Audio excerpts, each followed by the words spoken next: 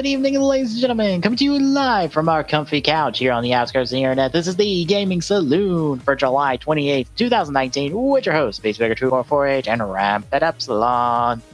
Hi. Do we have a movie to talk about?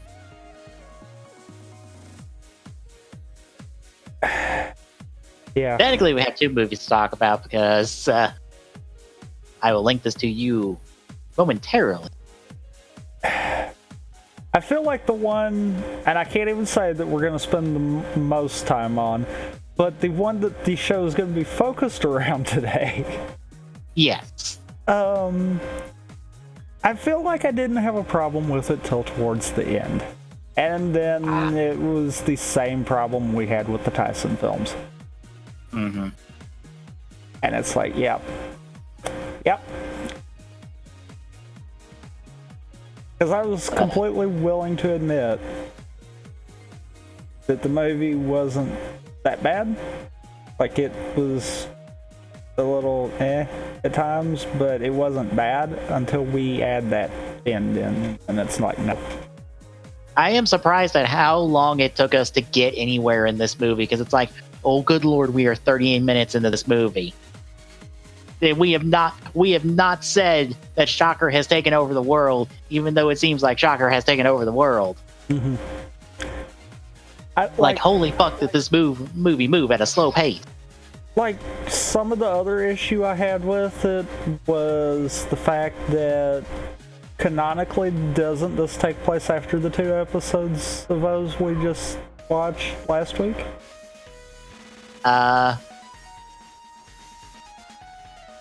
Now that you bring up continuity, I was gonna bring up continuity in this movie because it's out of continuity. I know that for the simple fact of they showed the metal case. Oh yeah, that. Like that. By the way, it's larger than that. That shot continuity out the window at that point, though. Yeah. But, like, technically, isn't this supposed to be like after that? Yes. So then why does Edgy not know what Shocker is? I don't know. That was that was probably the first glowing issue, and then when I got to thinking about the metal case being there, I'm like, oh, this is just out of continuity. Got it. Never mind.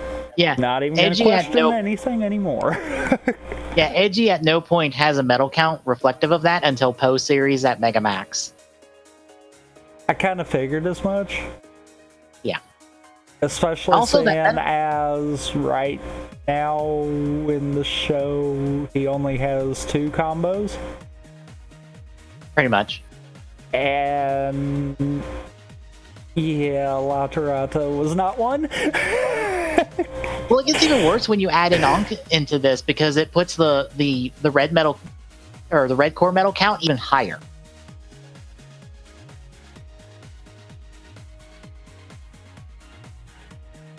I didn't pay attention to how many of them. Well, think about it. Ankh already. Well, there's only 3 red core metals. But Ankh always has one inside of him. He has a Taka metal inside of him, always. True. And because think about that, didn't the case have 3 red core metals in it? It had a full set of all the combos currently appearing in the show.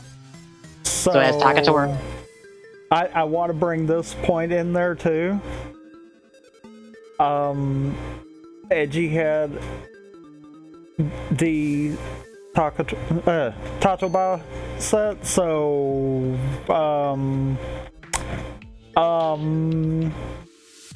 technically Ankh has 6 of his core medals at this point in the show, which is impossible. That is literally cannot happen. That is doubly deconfirmed. That is doubly out of continuity on that fact. And also, the wiki didn't bring up that part, but if you know O's at this point, like, yeah, that super ejects this out of continuity. Yeah.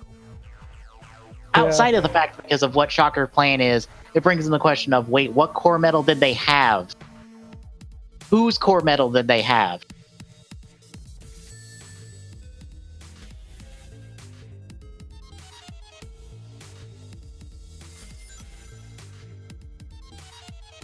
Well, yeah. All kinds of fun. Well, there's also like, I'll get into this later, but like it even doesn't even get right the Showa era stuff for its time period. Like nowhere close. Doesn't surprise me. But yeah, before we get into the movie we're talking about for this week properly, we have another movie to talk about because Gio's movie came out this weekend, Over Quartzer, and people have been dropping the spoilers for it.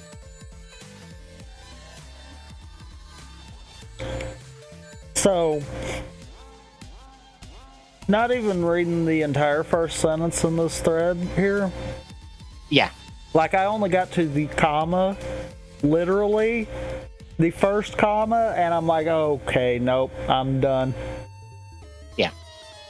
Bear in mind, above this thread is the Ryu Soldier movie, if you care about that one. What I linked to is from the Over Quartzer down. That's all Over Quartzer.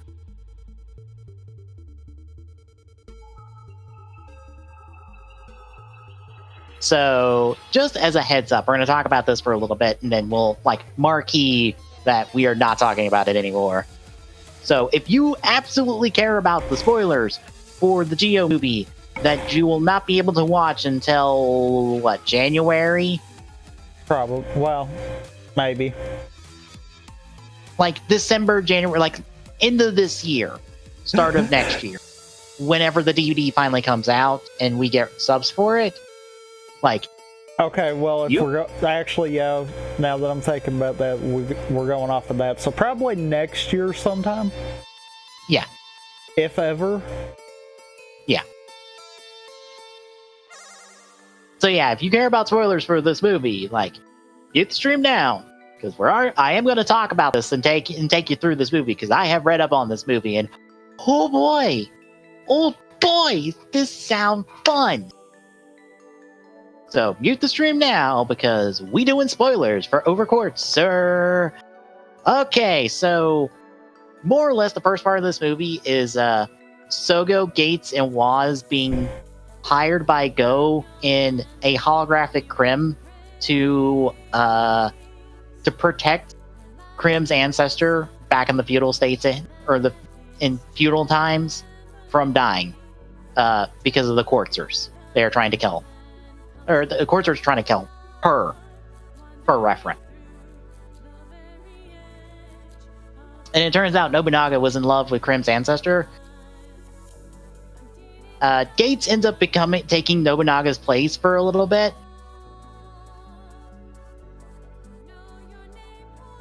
And one of his guards ends up following around Gates for the rest of the movie.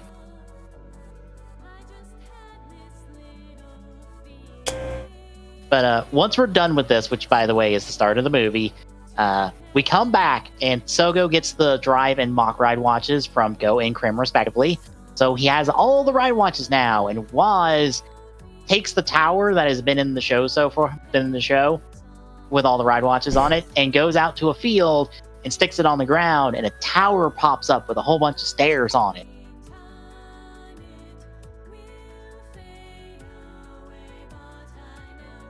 And I guess also for reference, I'm getting the thread I'm looking at specifically for, I guess, notes to talk about this movie, since I've been seeing other stuff about this movie. It's Rabbit, aka @RabbitTank on Twitter. I think he also did a video on YouTube. I can't think of his YouTube name at the moment, but he's got his thread is the nice extensive thread on it. Anyway. So at the top of this tower, we see that Waz betrays everybody.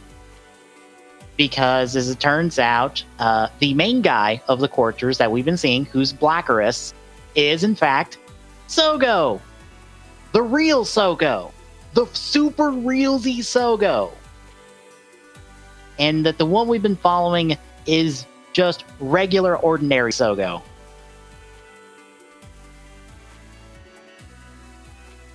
The other two movie writers, the Amazons and the Shinzeno J anagram ones, don't really matter that much, so don't worry about them. They're fodder to be killed.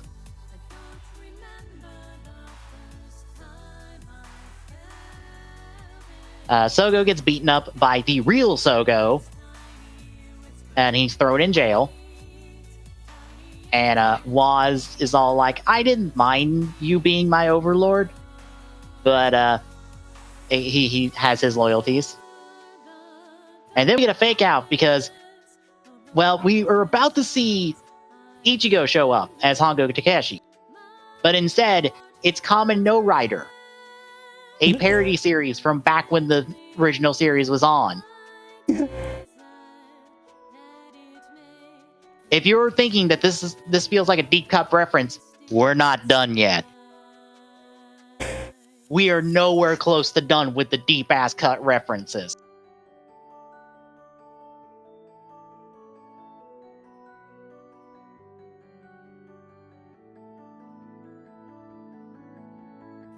So Sogo gets broken out of prison by Tsukiyomi and Gates' his fanboy from the past and Go. We find out that the real Sogo, the Quartzer Sogo, wants to replace our world with a new one, as he literally wants to crash a new world into ours. This sounds familiar. Oh wow, yeah. Oh, even this sounds going almost down like to the wormhole. Wow. Yeah. This sounds like not just the Heisei Generations. Was it the last Heisei Generations film? This also sounds like the end of Build.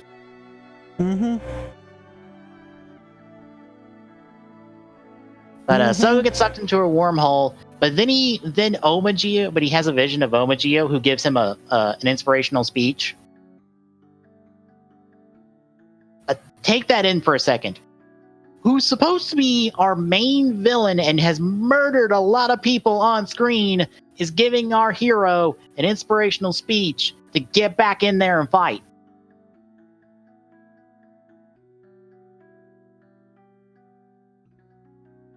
At this point, he appears with a new ride watch, the Oma form ride watch. And I believe also at this point, he also seals away the Grand Geo ride watch and returns all of the other riders' timelines to normal. So they all get to appear. And at some point during all this, they all go into their final forms as well for a big, probably rider kick or something like that. So, for reference, this movie is supposedly supposed to take place between episodes 44 and 45, but if the Grand Geo Ride Watch is there, it doesn't. That is one of the supposed places it's supposed to take place. Either that, the ending of the series, or it's just a standalone movie. I'm willing to bet it's probably just going to be a standalone movie.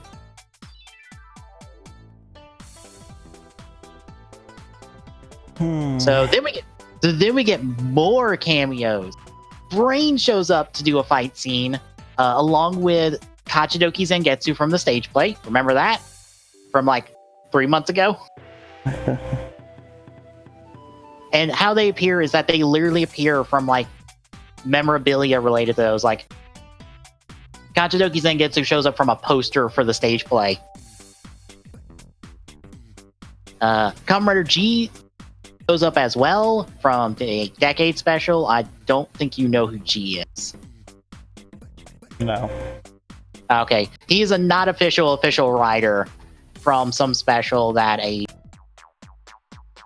somebody from a band played for a one-off special. It was a Decade thing. It's a superfluous Decade thing, but people love G. The Go Riders also show up. You remember those from the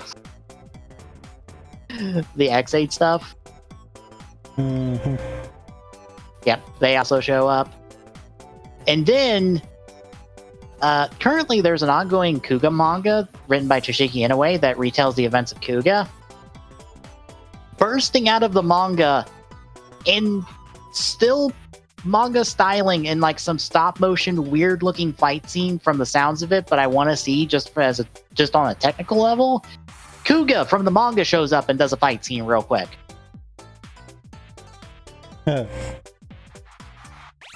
I want to see this fight scene on a technical level because this sounds interesting.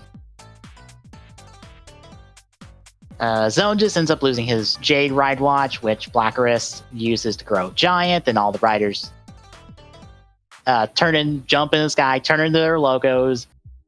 Then the rider kicks logo, and they blow up Blackerist and his energy wall, and they're done. And apparently, visually, this looks like a reference to when they announced the new name for the era. So a bit of meta thing there. Also, Woz rips up his book and says that the future is unwritten, and then gets stabbed in the back and dies by Blackerist. No, he's just murdered. Casually. After all of this, Gates and Tsukiyomi disappear because the future has changed. Although I don't know why Tsukiyomi disappears, because she's from an alternate timeline. Altogether, yeah. Yeah. Like, Gates, yes. Tsukiyomi, no, you're from an alternate timeline. You don't matter in this scenario. You should still be here. But then they reappear because the Quartzers, I guess. And in a post-credit scene, we see 01 fight against Zonjus and beat him up. Also, 01 is also in the very first scene of the movie, as Woz announces him as the newest Reira rider in a dream of Sogo's. Because we're going to reference that. Yep. Jesus. You know, that's fine for the alternate riders that are not going to ever exist kind of concept. Yeah. Why did we have to do that here? I don't know. It's a joke. It's a joke because literally in the dialogue referenced in the thread, Sogo says he had a dream that 01 was finished and a new rider appeared. And Gates is like, I don't know your meta nonsense that you're talking about. What the fuck?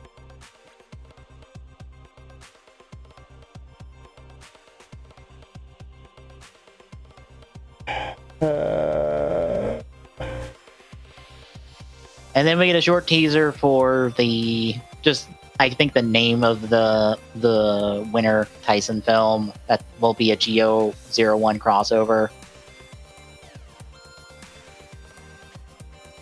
Also, to prove that Quartzer Sogo is the real Sogo, he was just off screen during the whole like in the past or in the future thing when Schwartz took go into the future with the time machines and stuff. He was just off screen, making Sogo look better than he is.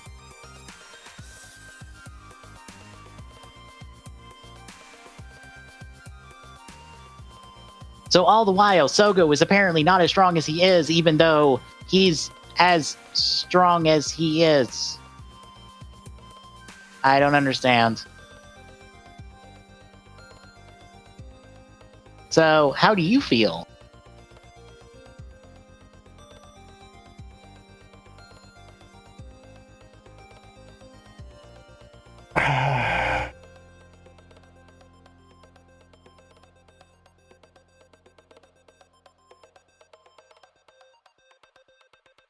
I feel like after seeing all of that, this is a one-off movie kind of deal. This has absolutely zero bearing on the show.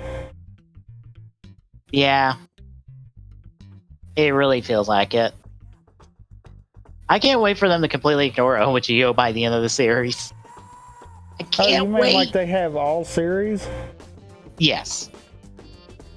They'll just keep doing it.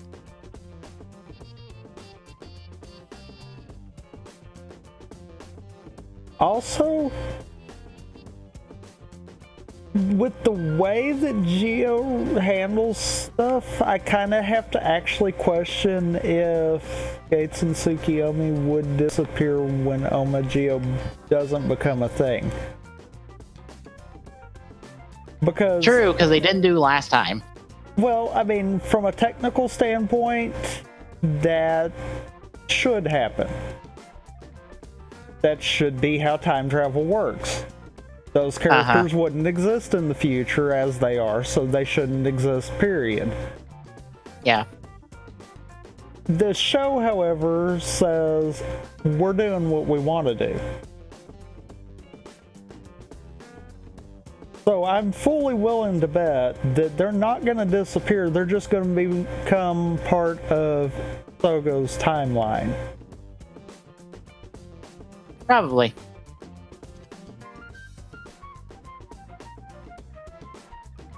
Also, from what I've read, it is confirmed that for this week's episode of Geo, the Dark Riders that are showing up are from alternate timelines / worlds where they were victorious.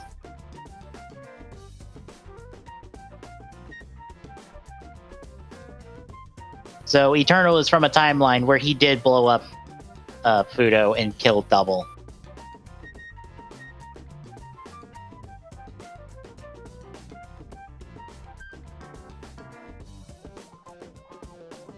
Which, by the way, Tsukasa just knows, because Tsukasa just knows everything.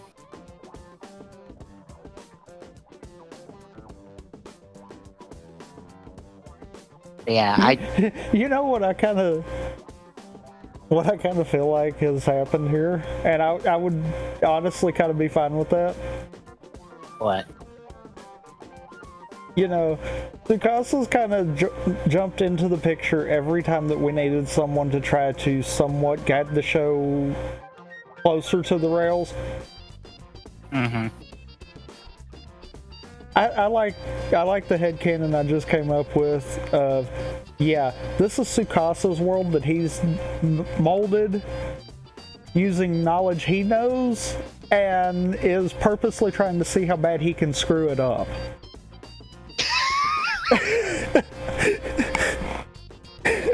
I mean, I don't mind that.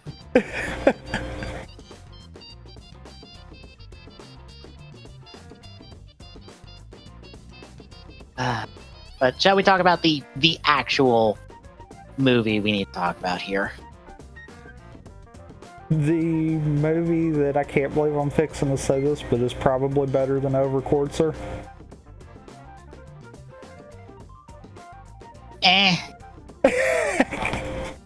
I feel like I could actually step back from this movie and say it wasn't horrible. It's probably better put together.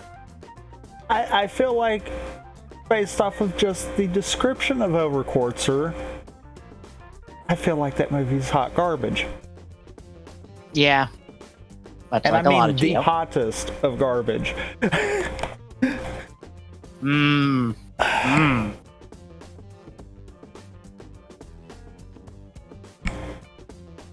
At least this one,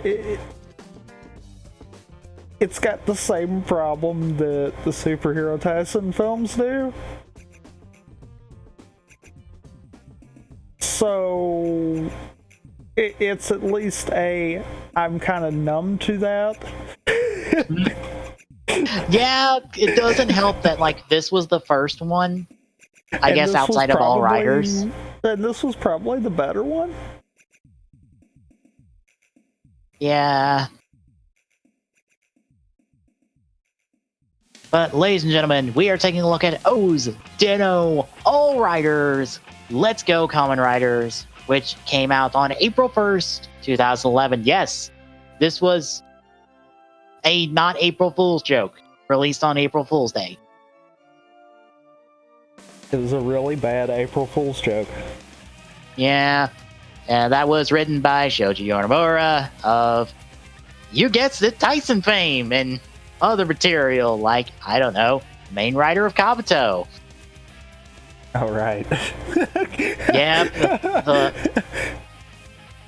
the last quarter of decade. 4 episodes of O's, actually. He wrote the 2 episodes leading into this movie, quote unquote, and the Reporter 2 episodes. The ones that debuted Sagozo. Wait a minute. That just makes the problem of Edgy not knowing what chakra is even worse. Yes. Oh boy. And of course, he's written all of these wonderful Tyson films we talked about, including 2 more past where we've stopped. Because he wrote Sango, and he also wrote Cho Superhero Tyson. That's the X8 one that I've not even watched because I don't care. I've not either. Yeah. And I guess also for reference, the director was Samu Kaneda, who is a constant companion on all of these wonderful rides that we must take through garbage. Shall we see what this movie has to offer? I mean, we kind of have to. Yeah. So we kick off with Edgy fighting 3 random Molamajin and being confused at why they're not popping out medals as he's kicking their butt. Because hashtag blame Geo. Yeah. Because why not? Unk shows up saying, "Yo, those aren't yummies. Stop fighting them. It's wasting our time." Which Edgy proceeds to kick them all down a flight of stairs, and the moles decide, fuck it, we're gonna hop in this kid and travel to the past, even though that's not how the Imagine work. Yeah, like, see, I don't know Dano, so this movie probably didn't get me as much as it did you. I know enough about Deno. Preface that. Yeah, I know enough about Deno to know that they got the whole how the Imagine work wrong on this. Because they got how the Imagine work and Geo right for those 2 episodes. Because the Imagine have to make a contract to become whole like they are in this fight scene. And the contract is how they go into the past.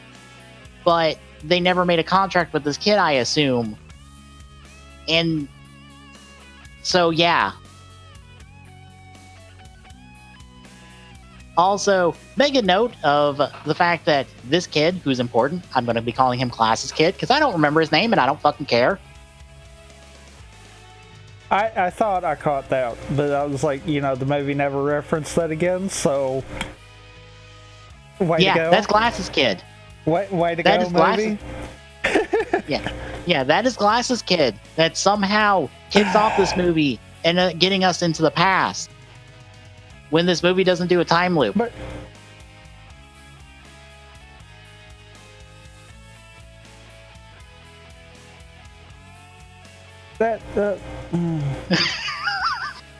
yeah, it's the plot, it's the thing that you don't realize until rewatch and go, wait a minute, this movie can't happen. The inciting incident of this movie cannot happen because this movie does not loop back on itself in order for that inciting incident to occur. So, what the fuck?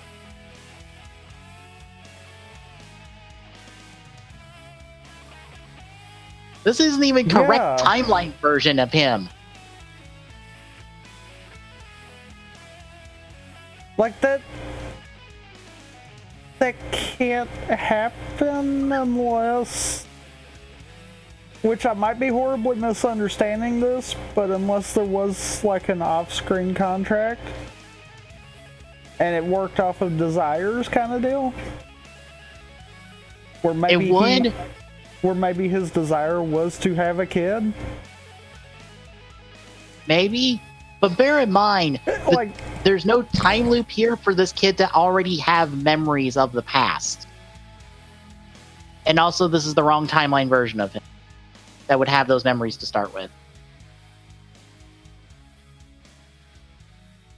Unless which there again, going back to the whole movie should have explained, but unless maybe the kid was kind of a fan of like Ichigo's story. He would have to be present because they have to hop out of his body in order to get into the past.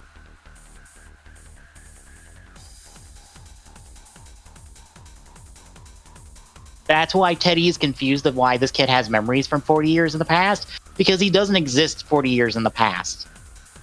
Yeah. The Mole Magic just can't pop out of nowhere. Yeah. Like, I feel like there was some kind of an idea there, and the movie failed to explain. Yeah. thus making this problem. Yeah. Making this movie cannot happen. It literally can't happen.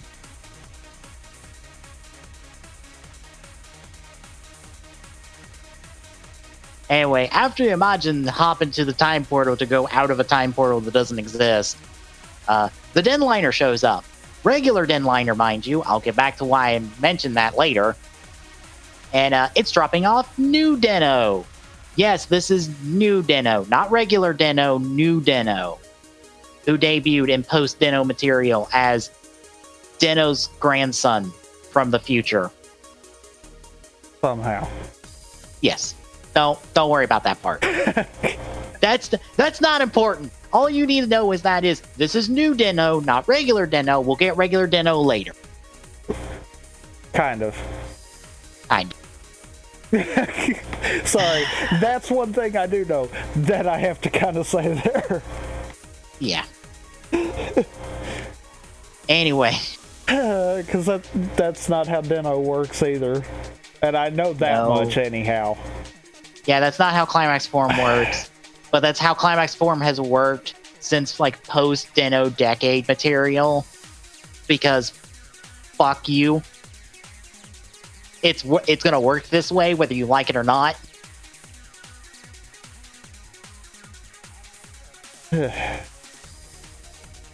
Anyway, Nogami, who is new Den-O, and Teddy, his Imagine, that turns into a sword, because that's how new Den-O works. Instead of the Imagine giving Den-O different forms, it gives new Den-O different weapons.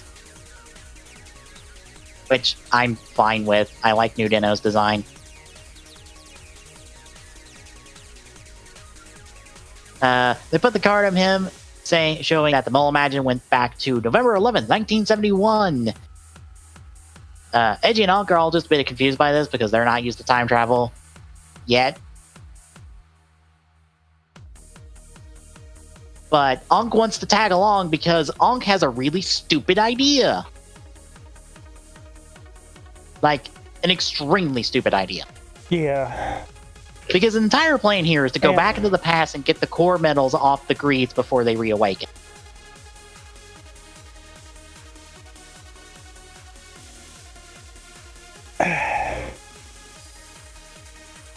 Like, there's so much wrong with that. Yeah. Because, okay, first of all, how's he going to get it out of the chest that they're in? 2,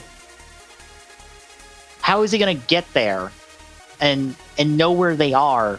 Because they might not be in the museum in 1971. And as we see later with Shocker, they might not be, they could be anywhere probably. And 3, fucking Unk isn't this stupid.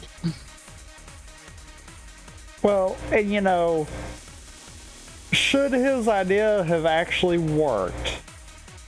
We've already established the fact he's got more core metals right now than he should. Yeah. That would just make even more problems.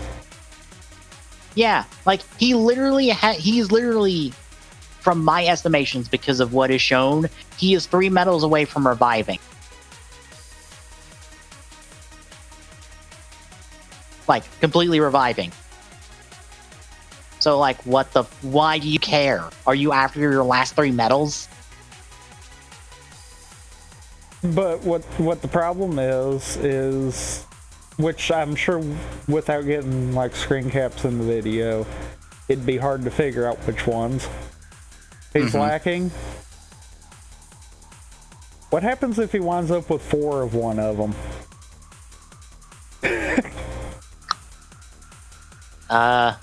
He goes... I honestly don't know. Because, I mean, that technically could happen. Yeah. Oh wait, no, he has 7, my bad. 3, 4, no, 5. Yeah, 3 there. Plus the talk, plus 2 Takas, he has 5. He has 3 Takas at the moment.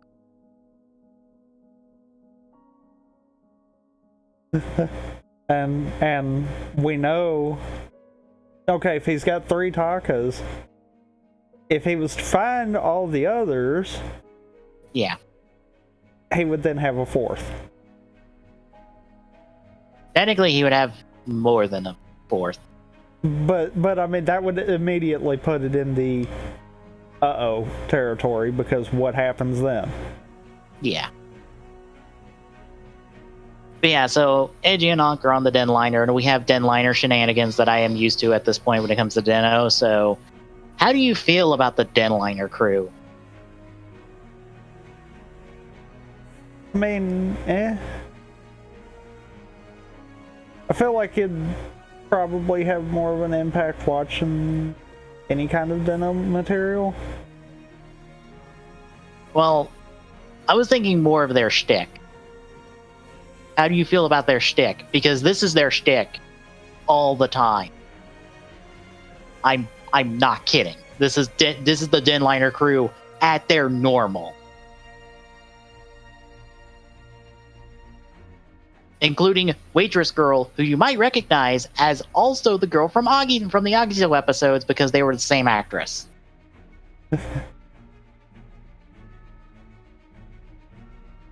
Yeah, she got her break in Rider with Agito, and then she popped up later as the waitress in Den-O. But yeah, we get shenanigans. Owner shows up, which, yes, that is his name. His name is Owner. He owns the Denliner. I don't remember what his deal is, but he's important. Essentially, he knows everything and dishes out information when necessary. So you just kind of get used to that. So but he's like time god? Probably. Anyway. I'm probably oversimplifying that, but yeah. Yeah, I don't remember what owner was. He's not that important in this movie, so he's here to make a speech at the end, so moving on. He pretty much just tells Edgy and Ankh, don't do something stupid. Don't get off the train. Which Ankh is immediately looks like, I ain't listening to you. I don't give a shit. I'm gonna do what I want. Which, to be fair, that's typical Ankh. Yes. So we're back in 1971, and this is when I'll bring up the fact that this isn't even in continuity with the original series itself, because you know how Ichigo and Nigo look like you've always probably seen them as from like every appearance? Yeah, they didn't look like that back in 1971. That's their upgraded forms from like 1972. Actually, a lot of the trappings of this movie are actually from 1972. Well then. Hell, there's a monster that shouldn't show up until 1973 with Gel Shocker.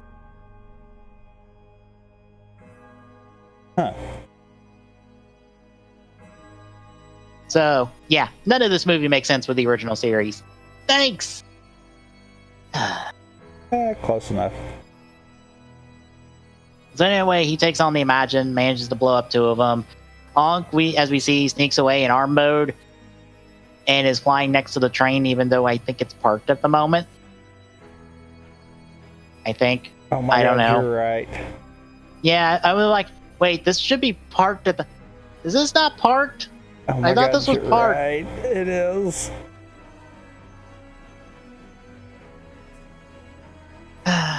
So now that he's in arm mode and quietly leading the detective to die on the train, Edgy... Again. Yes, Edgy and the Imagine go after him, only for Edgy to catch up to Ankh, but they get caught up in the explosion of third mole Imagine, which causes Edgy to somehow land on Ankh, and that pops out a cell metal of his. A single cell metal, mind you.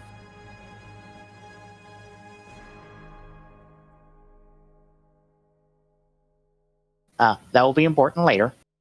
But the pair are caught, and they're taken back onto the train. They are chewed out. specifically Ankh, for doing something stupid and maybe like endangering time.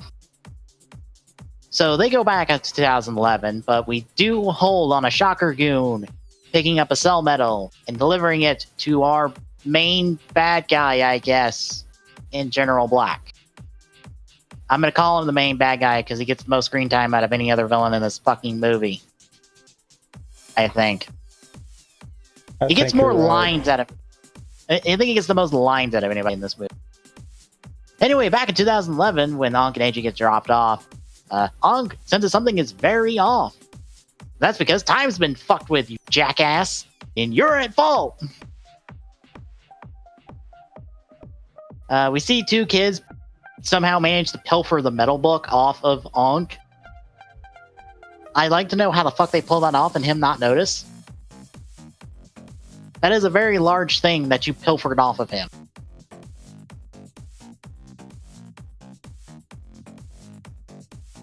But Ankh and Eiji give chase, and that leads to wacky chase scene.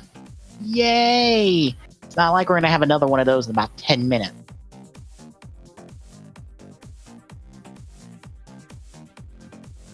And as we mentioned, it has a set of all of the core of the core medals, even though only like 2 of them are used in this movie. So I don't know why they're all there. And on top of that, one of the problems with one of the sets used, Eiji doesn't have. Yeah.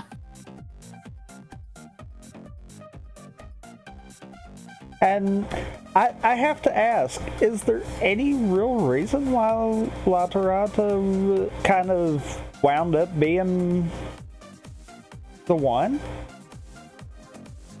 Because we needed Eiji to run from a fight scene, so we're gonna use Laterata. I mean...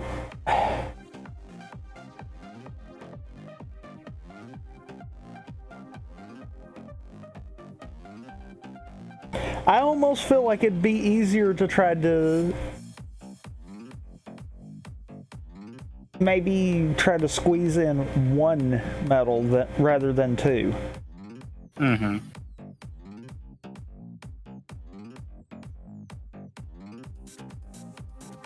I don't know. That whole thing seemed like it was maybe supposed to take place before where it did, but they didn't want to do it that way.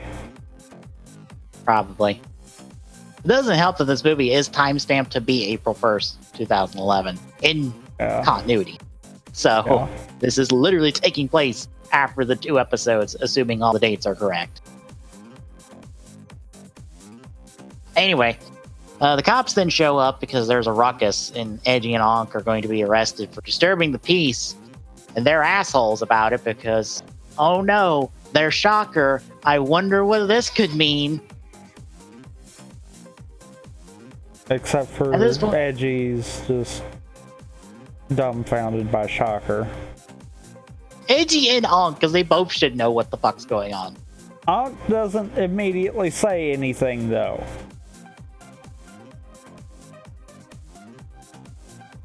Eiji the entire way is like, who's Shocker? What's Shocker? It's like, oh my god, you know, you just don't make a movie about him, you nitwit, come on. I feel like that's just, like I said, that's a bigger problem because same writer should have knew better. Yeah. I mean, come on. So Eiji and Ankh split up, and they're both independently heading to the Koskasier, which has a different name on it. I don't remember what the different name is. I don't care. It doesn't matter. Yeah. But the kids are apparently hiding. Matter. Yeah. But the kids are hiding out there, and they're surprised that Eiji knows where they head out and are about to throw down with the adult who could smack them all in the face for being stupid. Except he won't. No, because Eiji's a nice person and will not put these kids in their goddamn place. Ankh, however... Ankh, however, will threaten to stab a kid's neck if they do not fucking calm down. And I'm like, I saw that and I'm like, this is totally in character for him. But oh my god, that's a little too far. Mm-hmm. Even in the face of being electrocuted, he's just like, I'll fucking do it. You can't stop me. I'll fucking hold on to him while you electrocute me, and you electrocute him too, because that's how electricity works, you dipshit.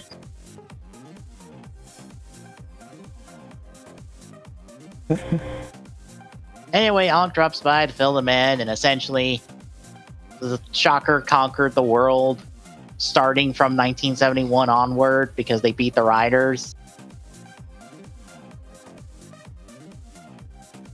Which, after a scuffle between the two groups that is broken up by a public broadcast from Shocker, apparently every evil organization is now working under Shocker. Even though some of them have absolutely no reason to work under you. Because they wouldn't like you to start with. Well,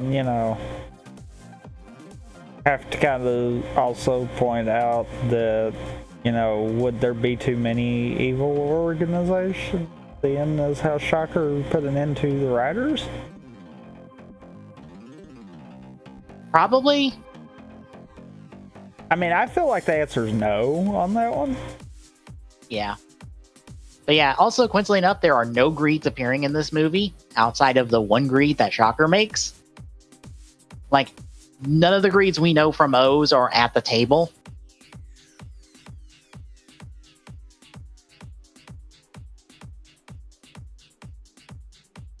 But yeah, just to point out some of the ones that are apparently represented here, but I'm like, why are you here? Are like, the Grongi, they would murder everybody in this room because Indog of Azabo would murder everybody in this room because he doesn't give a fuck. The Lords are literally all about putting humanity in their place. They would murder you all.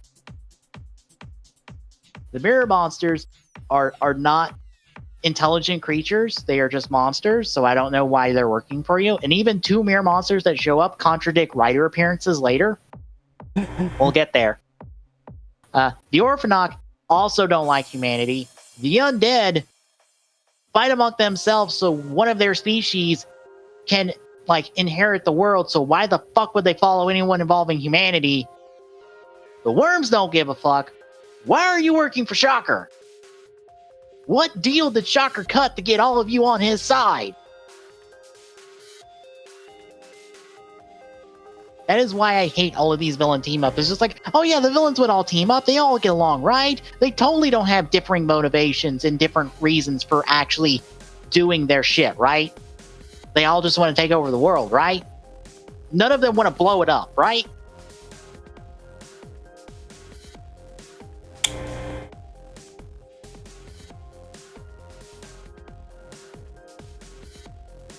Yeah. The cops come knocking after the broadcast. And everybody splits up at that point. Edgy is in a group with Glasses Kid and other kid who is important, but I don't remember their name either, but they are important. So they are Other Kid, because he has nothing else to distinguish him by. But apparently the cops have caught another one of the kids and are using him to try to get the others to surrender, because that's how Shocker works, totally, that we don't see later, where they just murder civilians left and right.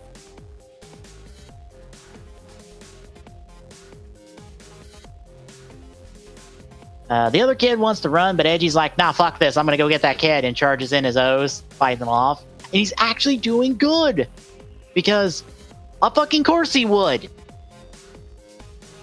Yeah, I mean, it's Shocker. Yeah. I am sorry, but they are fucking jobbers at this point. Uh-huh. But Edgy is doing good until Ichigo and Nigo show up, and oh no, they're bad guys, because when the Shocker Greed, spoilers, when the Shocker Greeds defeated them, they got re-brainwashed, and now they're on Shocker's side. Oh no. So, Edgy starts losing until the kids finally pass him the book, and then he uses Laterata to run with the kids in his arms until General Shadow from, I don't remember what series, but it's another Showa era series, shows up and cuts them off. He pretty much tells the kids to run and fight some, but he loses because Edgy's got to job out to the old monsters for a little bit.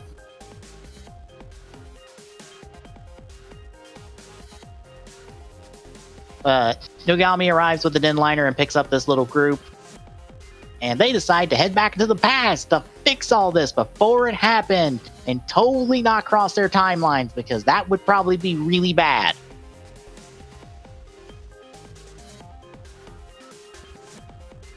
And we get the explanation of like how Shocker took over the world, because apparently they found the core metal and were remodeling it into a Shocker core metal, which begs the question of whose fucking core metal did they find?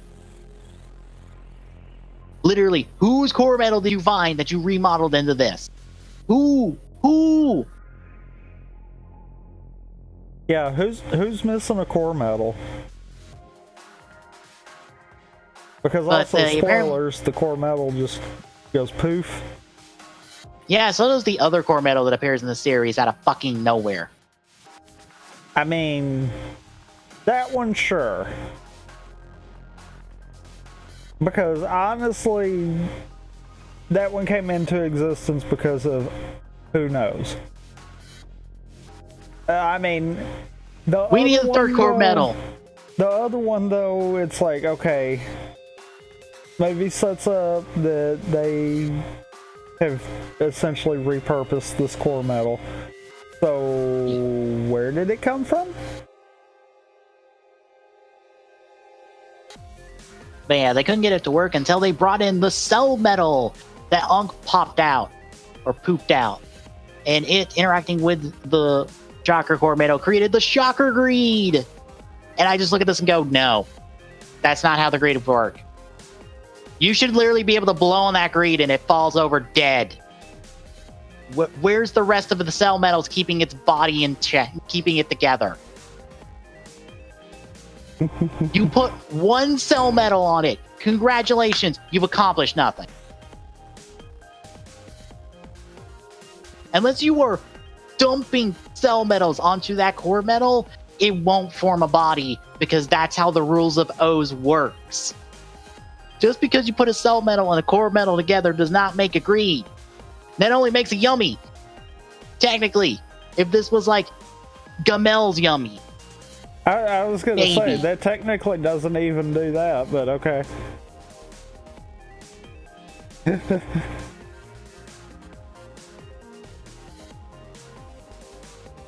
Either case, that's what happens. So, since the double riders, Ichigo and Nigo, didn't come into existence, apparently no other rider comes into existence because time worked that way, I guess.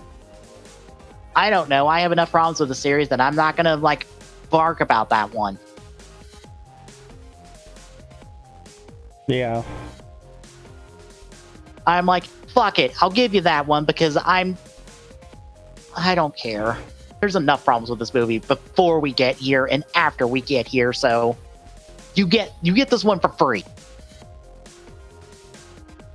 Anyway, after explaining all this, Edgy and the not important kid of the three kids involved in the last scene get dropped off with Hina, who's apparently been looking after the kids in this new timeline. Yay! Hina does nothing this movie, by the way. She moves a boulder. She moves a boulder and punches a goon with a giant fist on a pole. I mean,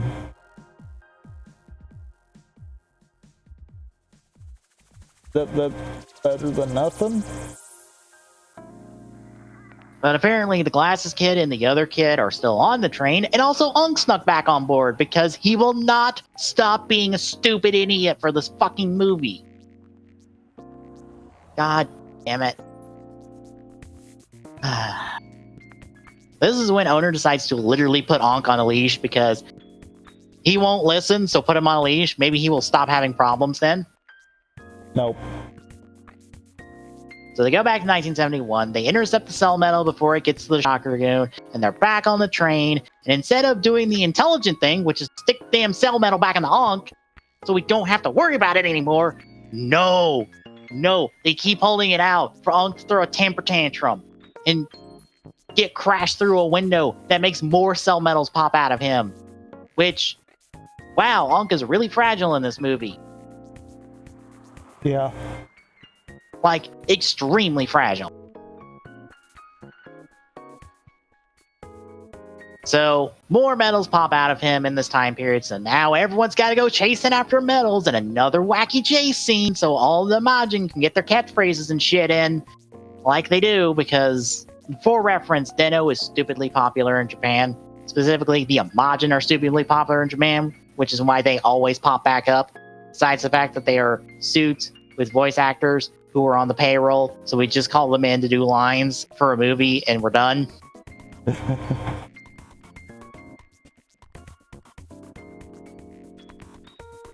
They get 3 of the 4 cell metals that ran away until a girl ends up with the 4th one and runs away because why is she going to trust the weird person with 2 monsters and a floating hand? Yeah, I mean, they're definitely working for Shocker, probably right? not the smartest idea.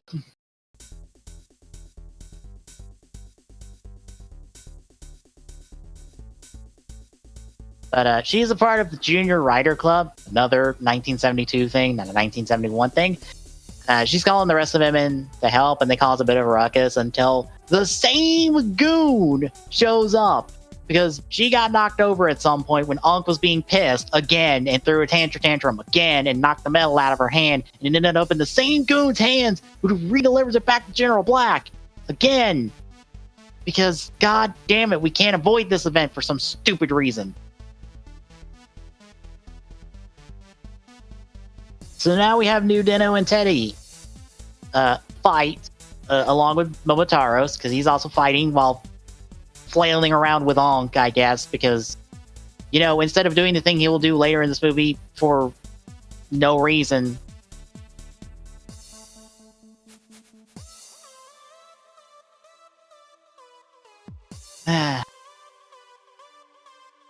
But they manage to knock the metal out of General Shadow's hands, and the kids end up with it, and they take the metal and run, but the goons are after them, but the Junior Rider Club shows up and rescues them, and the girl takes them to a hiding place.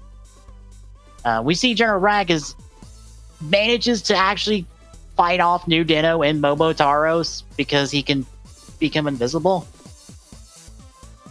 Which just feels like one of those, okay, you're only doing this because of your cheap gimmick. You're not actually as strong as they are. Pretty much, yeah.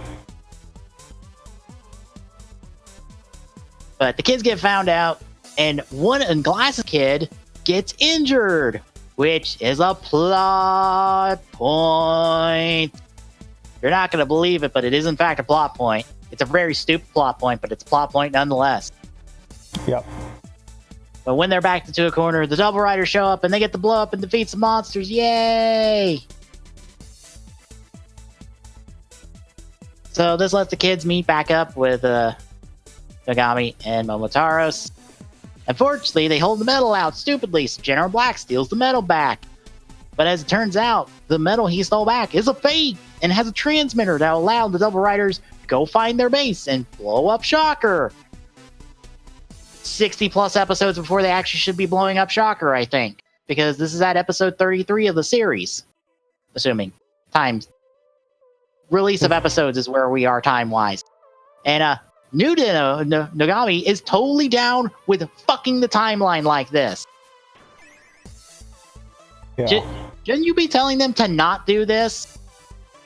Like, literally, do not do this. This will fuck up the timeline. I thought you were about keeping the timeline together.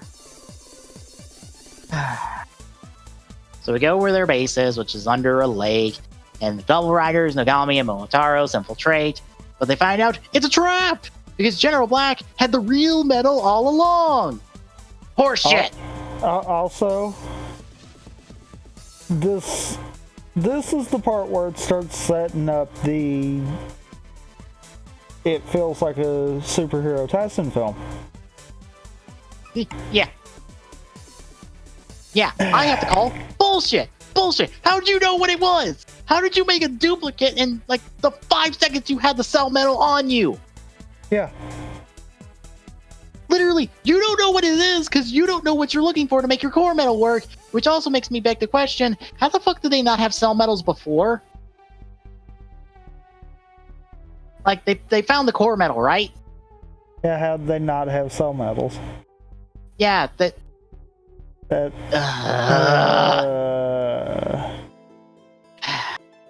So they shove the cell metal and the core metal together, and it summons their shocker greed. Oh no! And then we fight, and we fight, and we fight, and we fight, and we fight, and we fight, and we fight, and our heroes lose all the time because they are getting jobbed out on this one. God, I have noticed how much they can't win until the rest of the riders show up. You know, this has made me go, good lord, there are so many one-sided fight scenes in all of these goddamn movies that I hate so much. There's no back and forth. That is either you are doing the job, or you are jobbing out somebody else. There is no in between.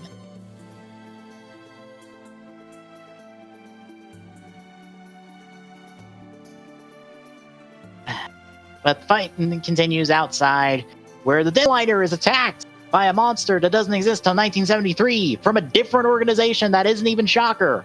Well, it's a different incarnation of Shocker, but it's not currently Shocker. And it starts blowing up the train, which I look at this and go, you have weapons. Fucking use them, you dumbasses. You literally have a giant cannon on this fucking train. Turn around and point it at him.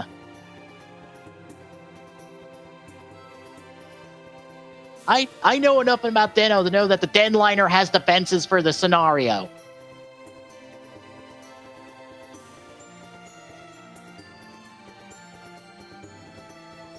So, owner calls for... What? Okay. So the owner calls for the retreat, and everybody gets on board as the Double Riders decide to fight Shocker, the Shocker Greed. And they're getting jobbed out because, oh no, they can't beat it. It's so strong and powerful. It's so strong and powerful that they can't beat it right now, but they can beat it later on. Yeah, we can't beat it right now, but we can beat it 20 minutes later. No, 40 years later.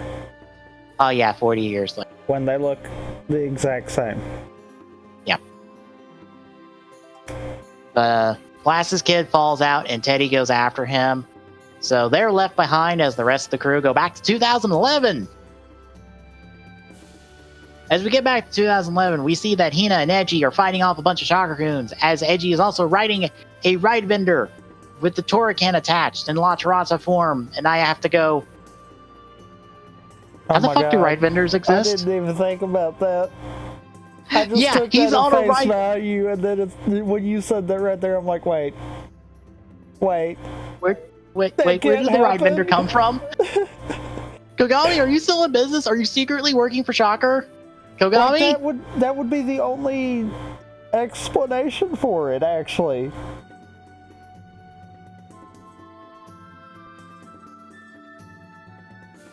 Like that. Yeah. Actually, that would be the only explanation for it. Huh. But Edgy spots the Deadliner that is currently exploding in the air, so he goes Tajador to go rescue people. So he ends up rescuing the kids. Well, the kid. And, doesn't he rescue somebody else? Or does he just rescue the kid? Just the kid. Okay, he just grabs the kid, but the Deadliner then also explodes and Nogami falls to the ground and somehow doesn't die. Yeah. And also, Momotaro's is now just a hand, because that's totally how Imagine work. You know, come to think about it, I did mean to mention this. Shoutouts to the fact that this is the third time that Edgy's went full combo and hasn't had any serious repercussions from it. Yeah, he's not exhausted or tired or falling over from the third straight combo he's used on screen. No, fourth. Yeah, because he's actually done both combos twice at this point. Okay, yeah, fourth. Okay. Oh God, that's even worse. Damn it, movie. Why can you not understand Oz's fucking continuity, which should be firmly established by the point you even make this movie? Fuck. But yeah, the deadliner explodes, killing everybody else on the deadliner, and they're all dead. We're super certain on that one that they're all dead. That we can't go back in time anymore because that's the only time train available to us. Except for my train that I didn't use as new Dino because I actually have my own denliner. That's not this denliner. This is actually regular Dino's denliner. Or I could call up Xeranos, who has his own train that can travel through time. Or, the King Liner, that is also a train, that is also a station that can travel through time. Oops.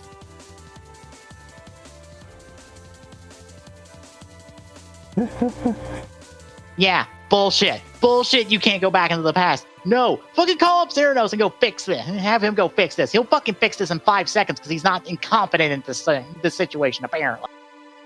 And also, he won't let fucking Ankh back on the train again. God damn it. Here's the other issue with that. I get the first time. Sure, let's let them the first time. Yeah. Why didn't the second time they turn the frickin' train around and take them back before they went and tried to fix it? I don't know. I mean, they can freely travel through time. It's not that hard. I also don't know why they're so bad at stopping people from getting on the train when they're all in the same car. Because it's a long train. But they're all in the same car. It's not like they're hiding in a different car. It's the one car. But, I mean, they're not in the back one.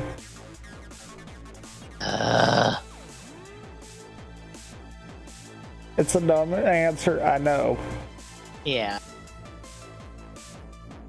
Also, anyway, if owner sees everything, why can't he see that people are getting onto the train? I don't know. I don't know how they did not see them get off the train to start with. I'm like, did you trust that they would go out the door when you flew by? And that one's just a goof.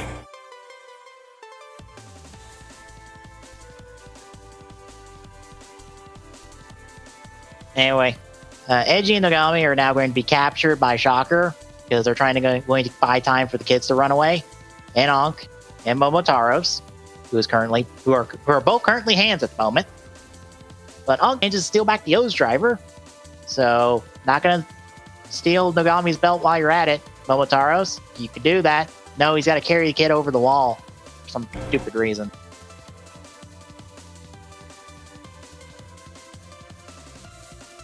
But all the kids and Hina are regrouped, and Ankh regroups with his body back, and he shows that, oh, Teddy died 40 years ago and is now a rusted sword sticking out of the ground, which is also not how Imagine died, but fuck it, whatever, I don't care.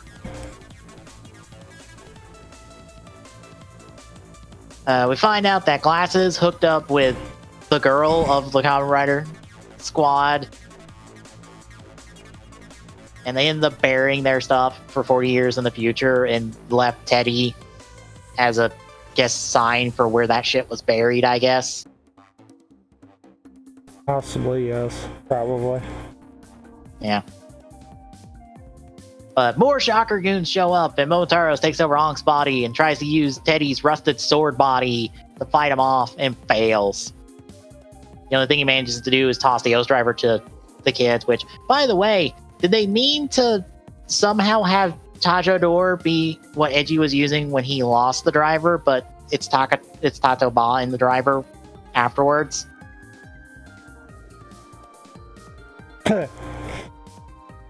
Because when he de-transforms and the belt shoots away, it's Tato Ba, but he was using Tachador before, so why aren't those medals in there? Bravo show. Bravo movie. Great continuity on that one. That's not how the belt works. To be fair, that's not the only time in this movie that happened, actually.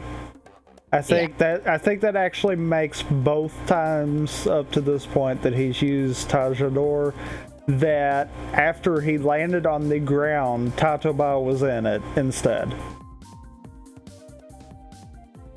Because I'm wanting to say the first time after he did what he needed to in Tajador, when he got back to the ground, he was immediately back in Tatoba without changing the medals. Because apparently that's how they thought the belt works. Yeah.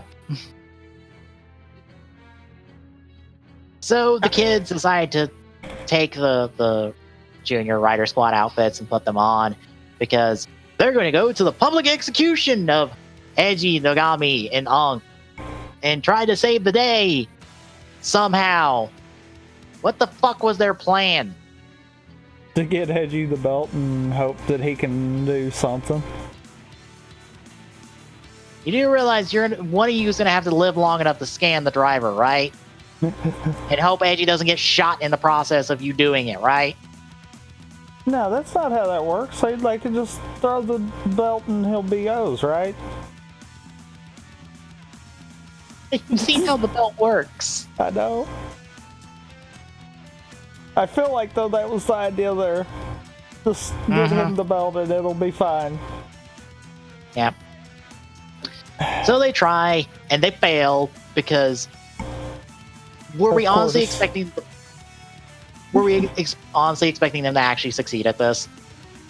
Really? Really? But that's when Ichigo and Nigo show up, and they're there to finish the job of killing Shocker, because they're now good guys, because somebody flipped their brainwashing switch at some point when they were still under Shocker's command. Now, their switch got conveniently flipped right then and there when they came onto the scene.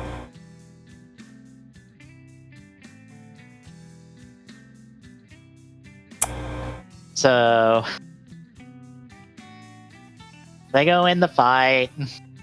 The fight inspires the crowd, and they charge the stage, and now everybody's rescued, and totally not Glasses Kid, grown up as an adult, tosses Eiji the belt after it gets fumbled around for a little bit, and he transforms, and the crowd pops.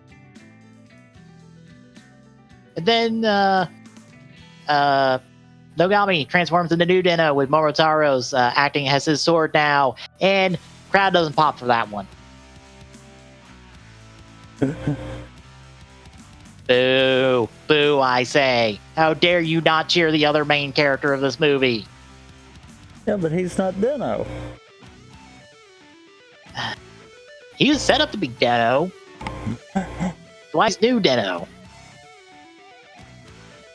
Anyway, the four riders are pushed back by the collection of villains because it's not enough. It won't be enough. Because then the rest of the main show riders, at least through Zikros, show up. And the crowd chants for every single one of them. Even though I'm pretty sure they don't know the names of, like, all but two of them. And it's only because two of them say their names before the crowd chants. Like, crowd, how the fuck do you know their names? Yeah. Like, these people don't exist. How do you know who these people are? I understand two of them because two of them do say their names when they show up. And you are awfully calm chanting them.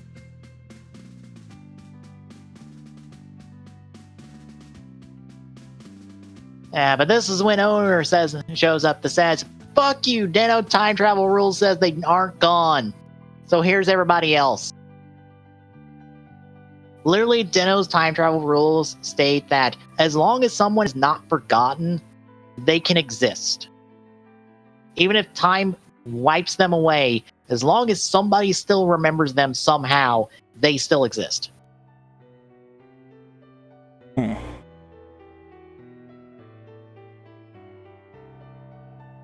So that is when we get the rest of the main writers.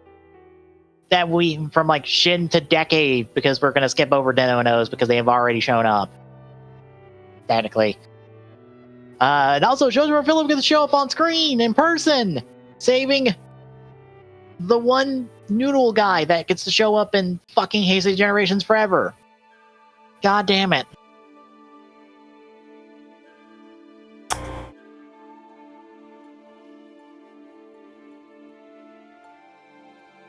They go double. They beat up literally Utopia, by the way, because that was Utopia who they were beating up. You know, the final boss that required them to accept Philip's death in order to actually beat. You know, the guy that required double extreme and 2 maximum drives to defeat, casually beating him up.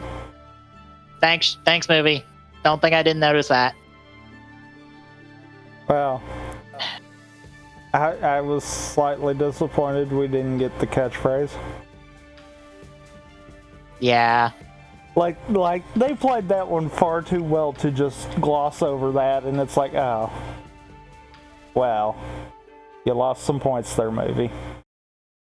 And OBS just said no.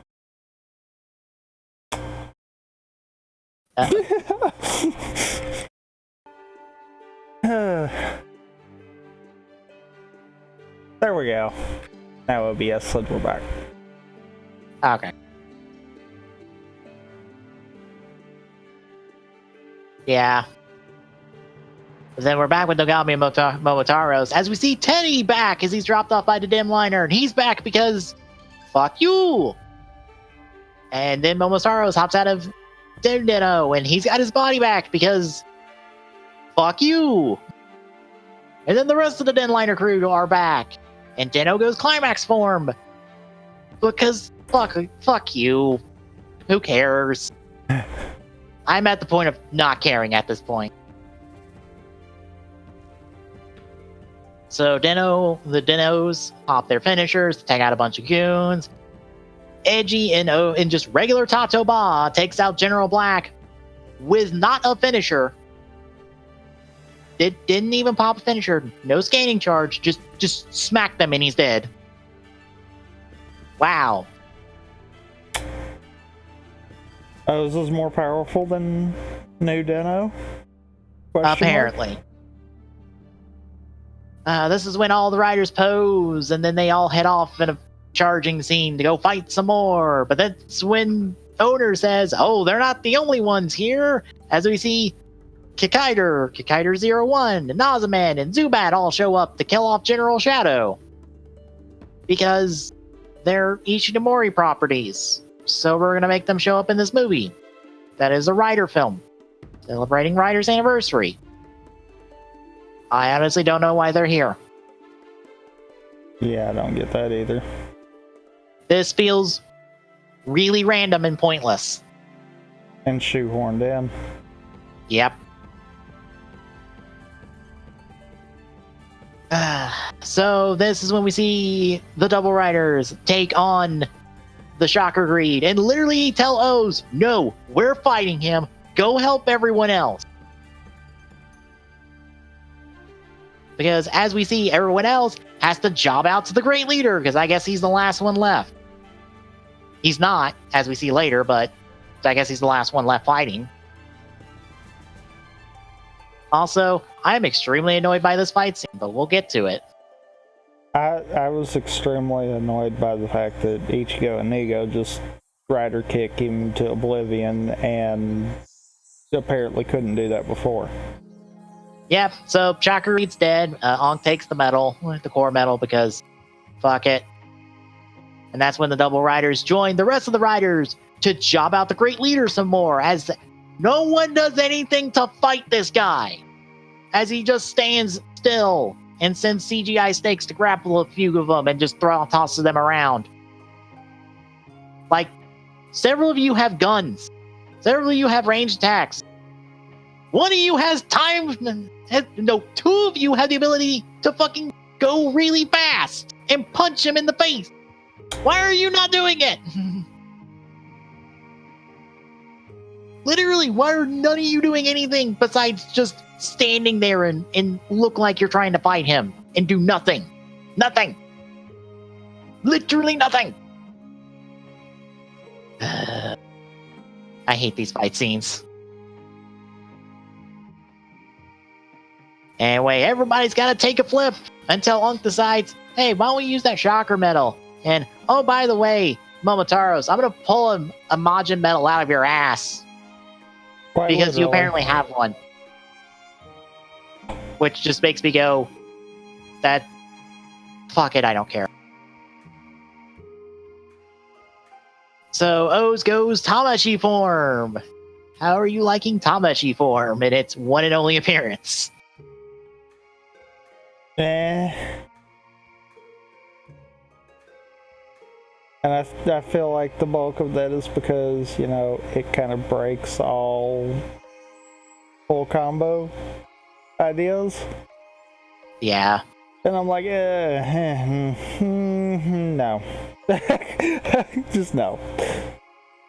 Yeah. So O's goes Tamashi, and he finishes off the Great Leader in one move. Literally just pops a finisher, boom, dead. Wow. Fucking wow.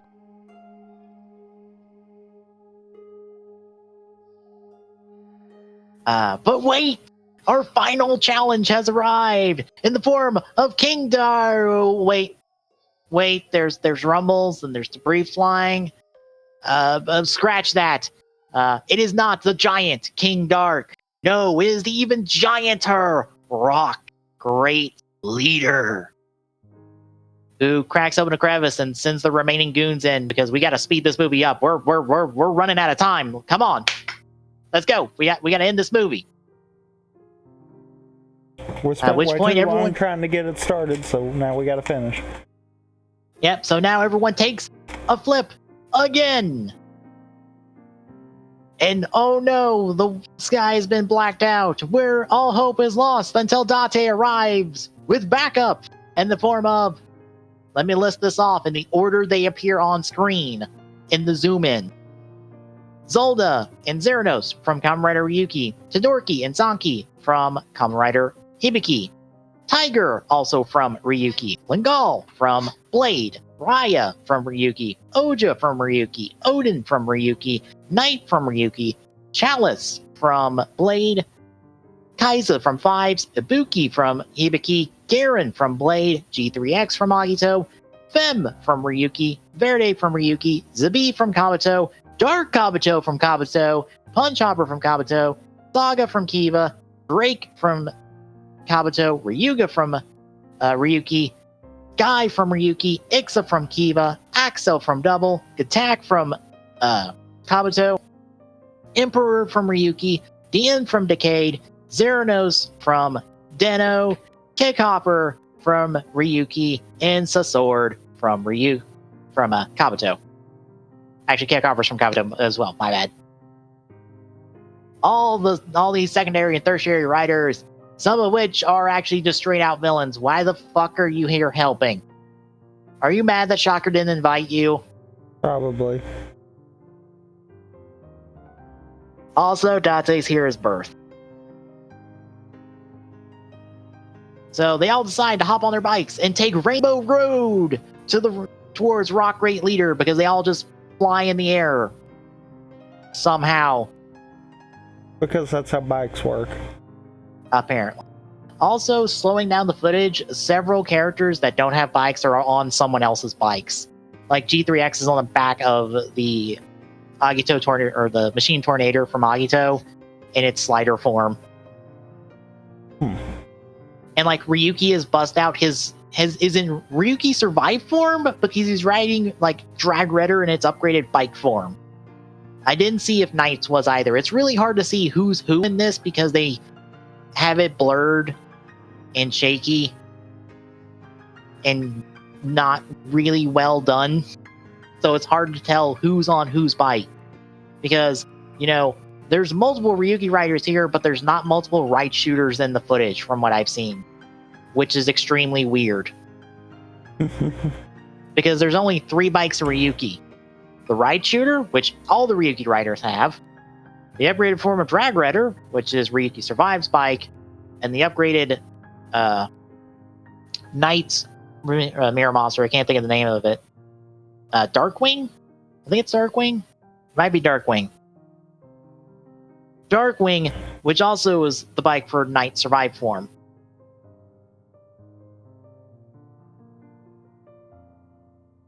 Anyway, so they all drive towards Rock Great Leader as he does nothing. He literally does nothing. Doesn't shoot at them, doesn't swipe at them.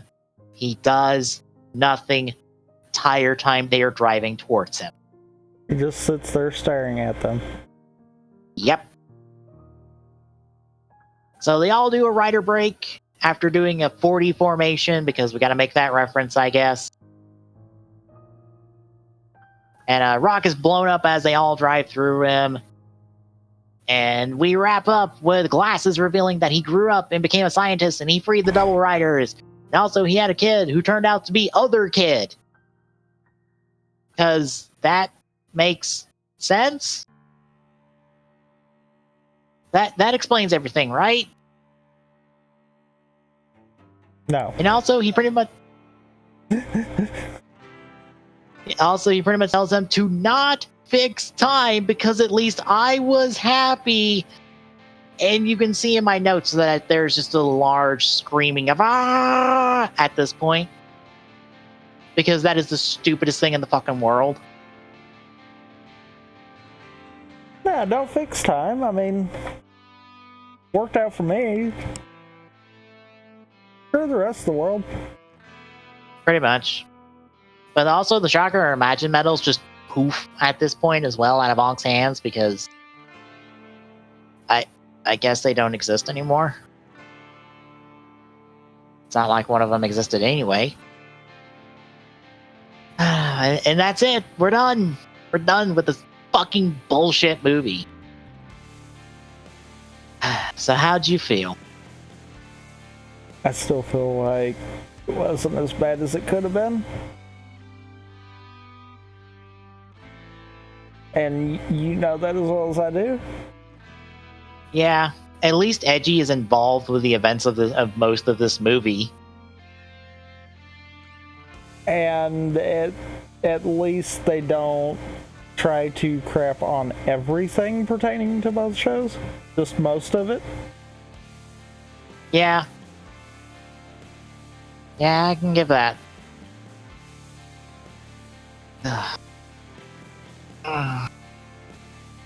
What's worse is this started the trend. Because this came out in the spring time slot. Mm-hmm. And this was the first one before all of the proper superhero Tyson films. So they all followed this fucking formula. And I just don't like this movie. It is boring. It is horribly inaccurate to many continuity. It doesn't work on a story level, on a character level, and I'm really tired of these kind of movies just being sold on the fact of, look at the people, look who we brought back, look at the suits, because nothing else is interesting about this movie. Nothing else. The moments we get Edgy and Nogami interacting with each other, cool. Everything else I don't care about, because it is neither interesting or enjoyable.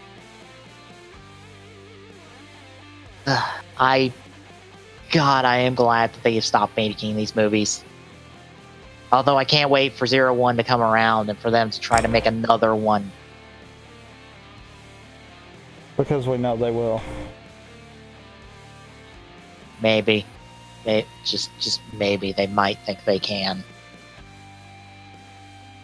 So, yeah, that is Let's Go Kamen Rider. The last Tyson film I ever want to fucking review, because at this point, I don't want to review Songo. I don't want to review Cho Superhero Tyson. I don't even want to review the Kamen Rider Ichigo movie that came out in this exact same time slot.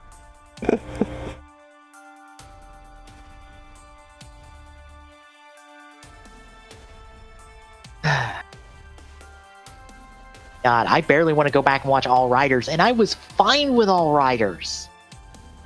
Mostly, I feel like. Although I might have soured on it now that I've seen everything that spawned out of it. Because I feel like all these movies are trying to replicate All Riders for some reason.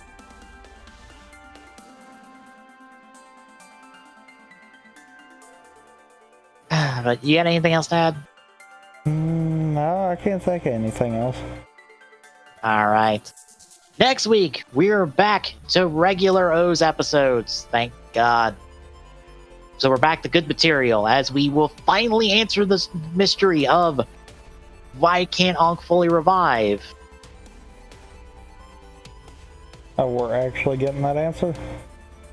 You will literally get that answer in the first episode of the batch.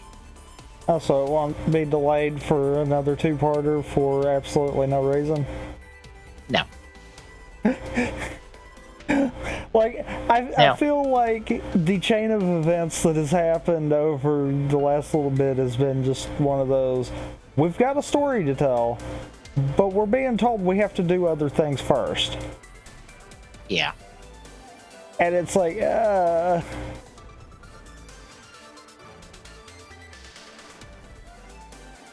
So yeah, that is next week. But between now and then, I will probably be doing a bonus 3 Houses stream on Tuesday. I feel like it, and I want to play 3 Houses, but I don't want to do another save file. I don't want to do a side save file. I want to do my main file. That is the stream file. So I'm probably just going to stream it Tuesday. Fuck it.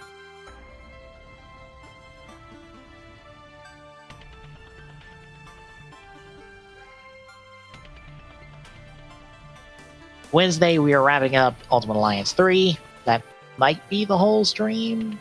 Maybe, it depends. Depends on how fast I get through it. Since I will probably be skipping a lot of material and also grabbing my in-game units to burn through it as fast as possible because, oh boy, am I not wanting to track through that.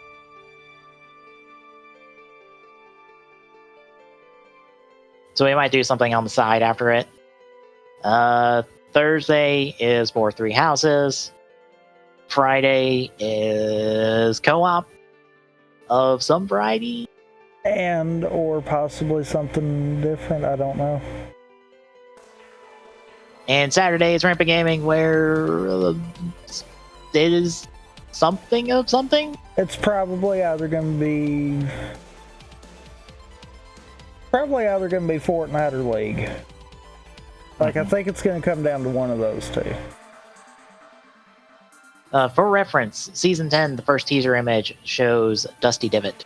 Or not Dusty Divot, Dusty Depot.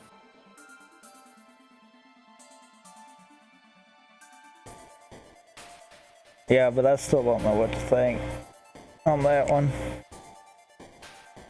I think the theory is that the map is going to be some weird mix of, like, the Season 1 map and, like, Season 9 map, I think. I don't feel like they're going to revert, though. Yeah. Like, I really don't feel like they're going to revert anything back. Yeah. That's why I think it will be a weird mix. It's like, there's going to be some Season 1 thing, like, maybe it'll be like this weird mix of all the different seasons. Like, all of a sudden, there are new... I don't really think that'll work.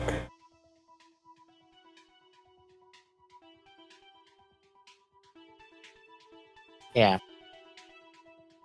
Oh. We'll see, I think, like, Tuesday.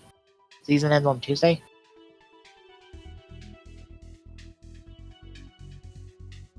I have no idea.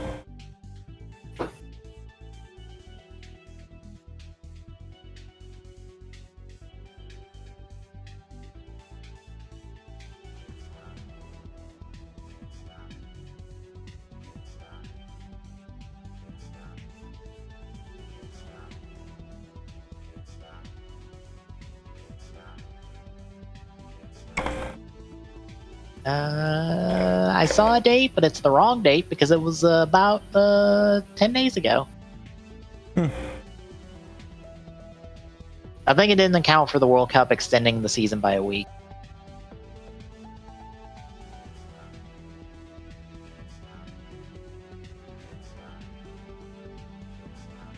August 1st.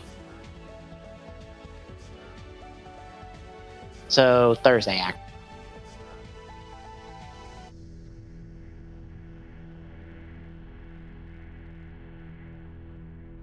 And that'll bring us back around to TGSR. So if you like what you've seen, give us a follow. We'd really appreciate it. We are chipping away at that 180 goal where I get to play a bad WrestleMania game and Tom gets to do all his speed run.